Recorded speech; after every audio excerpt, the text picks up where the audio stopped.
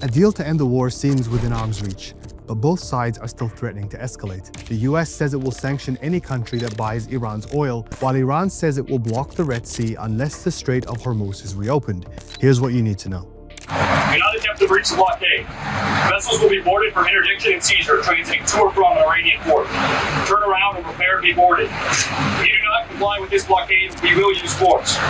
This is the message being sent from US Central Command to any vessels attempting to cross the Strait of Hormuz. The US Navy says nothing, leaving Iranian ports has crossed in 48 hours. In a bizarre turn, it's Iran now calling for the strait to be reopened, threatening to block the Red Sea and shutting down a third of global shipping. That would need to involve Yemen's Houthis, who in 2024 targeted US and Israel-linked vessels until they reached a peace agreement with Trump. But Iran was the one who shut the Strait of Hormuz in the first place. Why does it want it reopened? Take a look at this. It's a chart of oil exports from the start of the war. Qatar and the UAE have had their output completely disrupted. Saudi Arabia is able to pump out a little bit through its east-west pipeline to the Red Sea, but it's a trickle of what it once was. Iran, meanwhile, is virtually unaffected. It's continued to allow its own oil to pass through the strait unharmed. The US is trying to turn off this tap and take away Iran's leverage. And now it's going after the one country that's buying all this oil, China. We have told countries that if you are buying Iranian oil, that if Iranian money is sitting in your banks, we are now willing to apply secondary sanctions. China was purchasing more than 90% of their oil.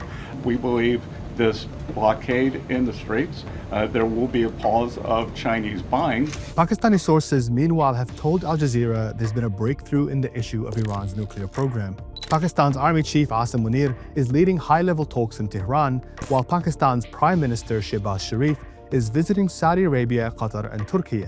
We're expecting talks could restart between the US and Iran this week in Islamabad, but what's still missing between those two parties is trust. این آمریکاست که باید جدیت خودش رو اثبات بکنه به دلیل اینکه بارها نه تنها به تعهداتش پایبند نبوده بلکه اساساً میز مذاکره رو منهدم کرده. Trump says Israel and Lebanon's leaders are speaking directly on Thursday for the first time in 34 years. But on the ground, the reality is starkly different. Lebanese paramedics released this harrowing video showing a triple strike that killed 4 emergency workers in the town of Naifadoun.